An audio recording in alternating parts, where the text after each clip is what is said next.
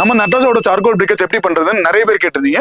அதை பத்தின full detail இந்த வீடியோல பார்க்கலாம் வாங்க. இதுதான் கோகோனட் ஷெல்ல இருந்து எடுக்கிற கார்பனுங்க, சார்கோலுங்க.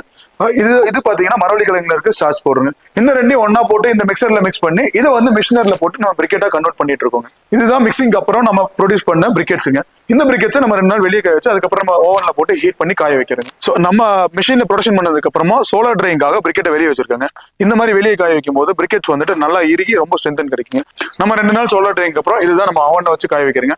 இந்த அவன்ல 120 டிகிரிஸ்ல பிரிக்கெட்ஸ் காயறனால உங்களுக்கு அந்த ஸ்ட்ரென்த் குவாலிட்டி எல்லாமே இன்க்ரீஸ் ஆயிரும். இது வந்து 0 வேஸ்டேஜ்ல உங்களுக்கு 25 கிலோ பேக்ல பேக் பண்ணி நம்ம டிஸ்பேச் பண்ணிட்டு இருக்கோங்க. இந்த பிரிக்கெட்ஸ் வந்து ரெஸ்டாரண்ட்ஸ்ல பார்பிக்யூ தந்தூருக்காக இது யூஸ் பண்ணிட்டு இருக்காங்க. கோழி பண்ணையில பாத்தீங்கன்னா ப்ரூடிங்காக யூஸ் பண்ணிட்டு இருக்காங்க.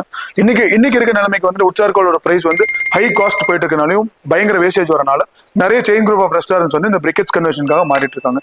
உங்க ரெஸ்டாரண்ட்ஸ்க்கோ இல்ல உங்க போல்ட்ரி ஃபார்ம்ஸ்க்கோ இந்த பிரிக்கெட்ஸ் வேணும்னா ஸ்கிரீன்ல தெரியுற நம்பருக்கு நம்ம டீமை கான்டாக்ட் பண்ணுங்க. தேங்க்யூ.